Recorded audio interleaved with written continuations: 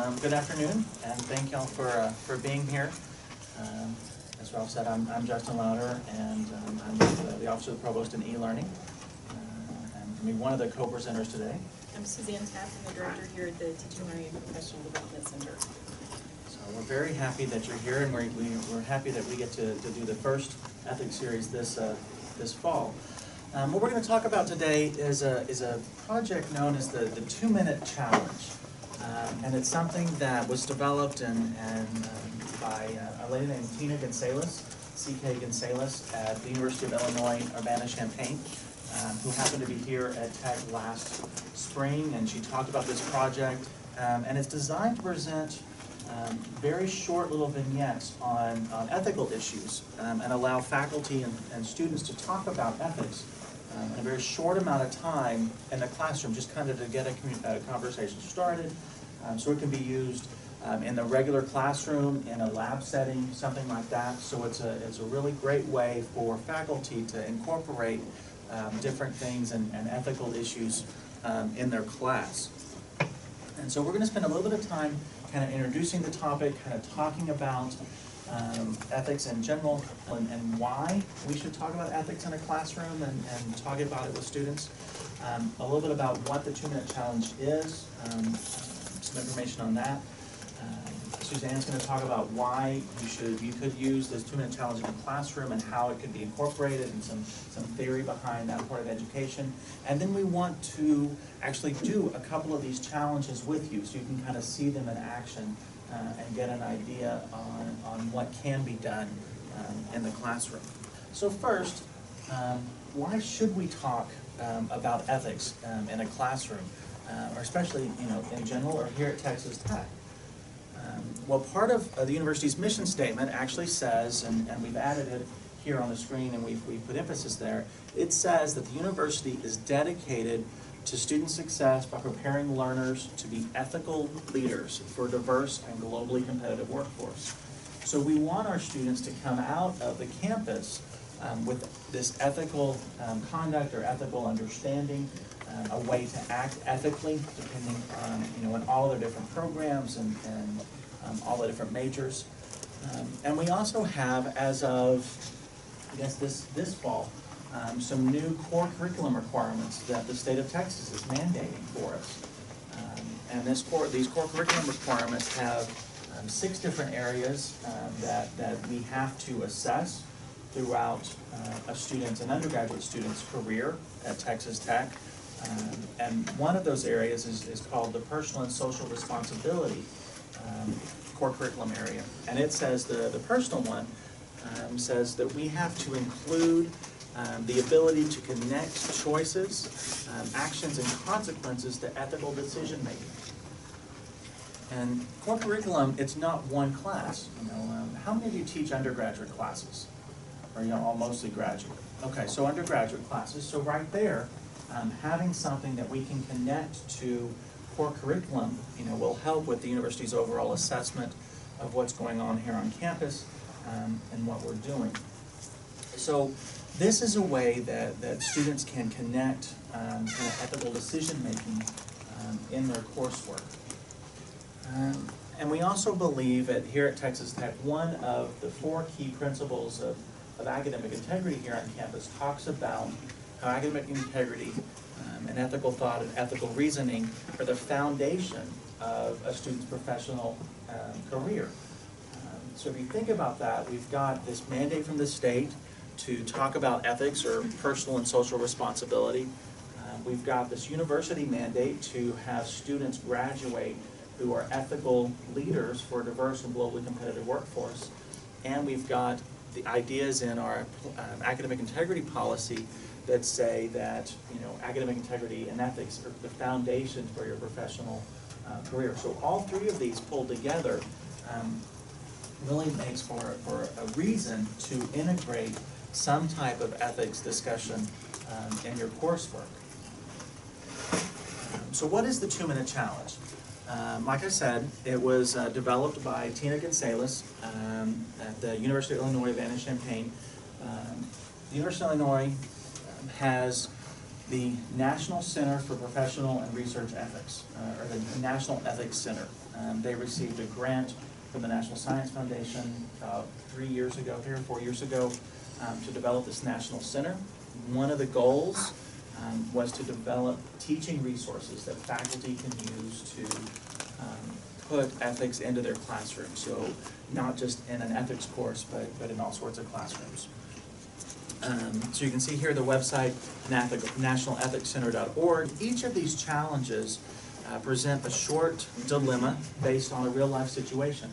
Some of them have been taken from actual published articles and things of issues in copyright or issues in lab accidents, things like that. Some have just been taken from faculty members' experiences and what they've seen, but they present this real life situation. And even though they're called the 2-minute challenge, they may not be able to be finished in 2 minutes, but at least gets the student talking. They require some kind of response in 2 minutes or less. So you read this topic, you talk about this framework that Suzanne's going to go into and kind of learn how to integrate this, and then you have the students talk and discuss back and forth. Each challenge is designed around a problem that are directly relevant to the audience which they're intended. Here's an example. You're working at your summer internship.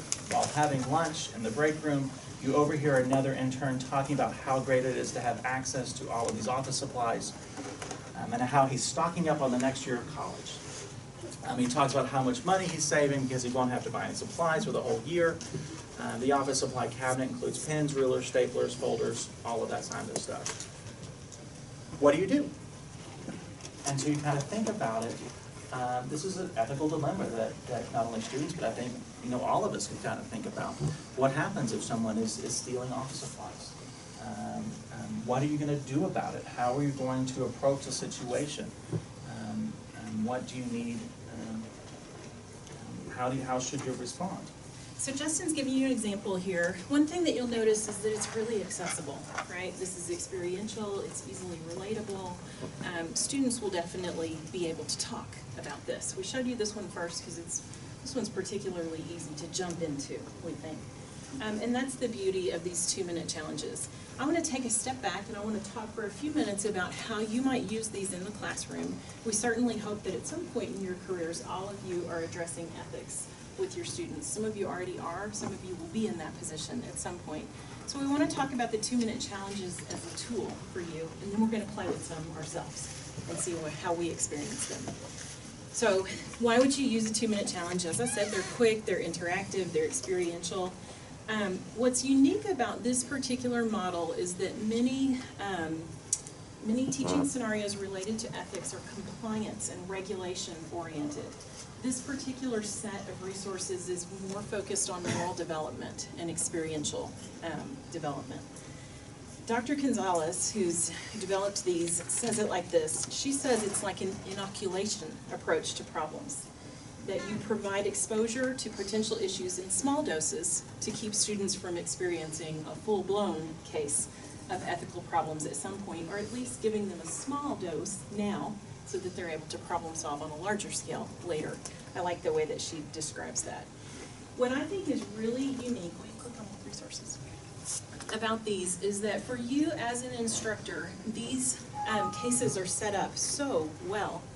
As an instructor, not only do you have the case, but you have all kinds of resources behind it that'll help you teach this well. Questions that you might ask, points that you might encourage your students to think about, resources that you can give your students. So this is a great accessible resource for you as an instructor. So this is the kind of documentation that you can get for each of the 2-minute challenges. So there's lots there to support that case.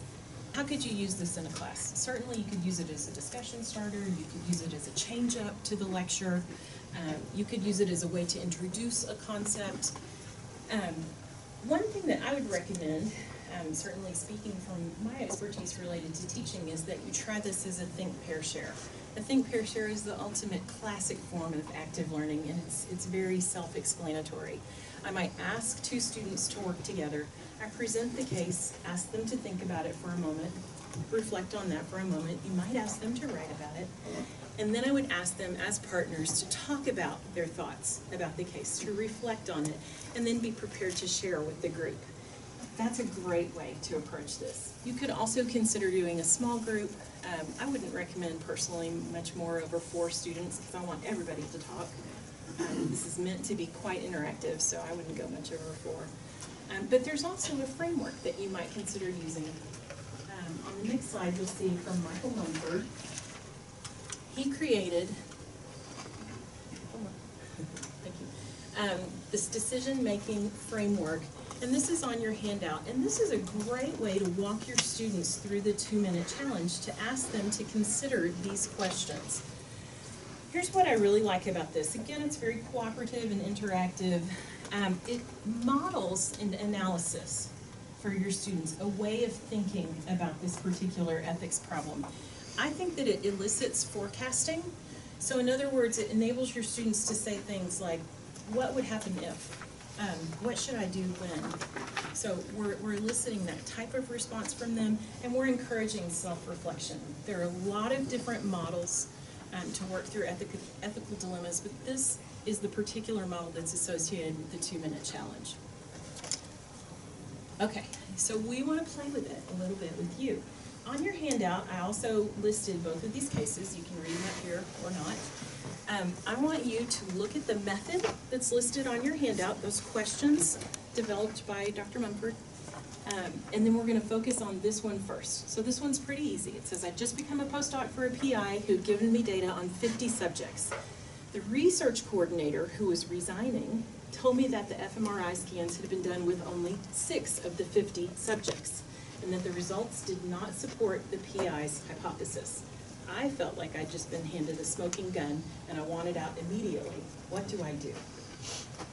So take a look at those questions, then I want you to turn around to someone near you and start working through those questions together, and we're going to ask for your feedback.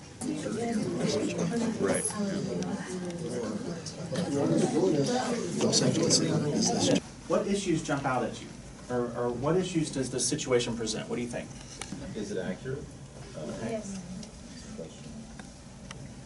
We don't know. I mean, all we know is this right here. So let's go from there. So how would that impact the conversation?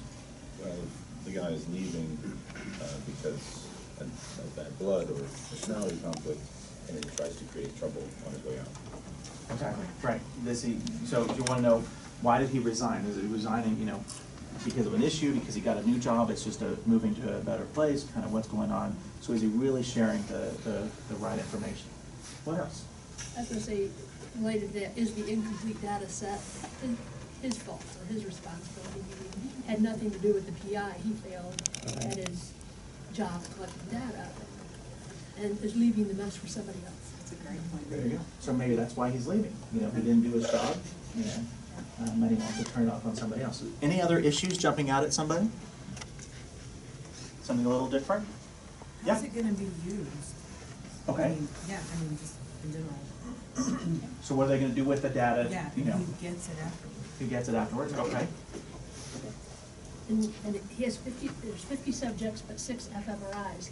So what data was collected for those 50 subjects that there's 50 subjects? Okay, so where did the 50 come out? Where did we get 50? Was it 50 people that just signed up for the thing and they only did And 6? they haven't yet collected the data? Or is it that there were other assays done and the fMRI was skipped? Okay. Yeah, is there incompetence somewhere? Whether it's the technician, the PI, someone, the research coordinator, what fell apart? Or did it? Okay. So what do you think, what rules or regulations might apply to something like this? Think about institutionally, so if this happened here at Tech, what rules and regulations do you think might come into play or impact this situation?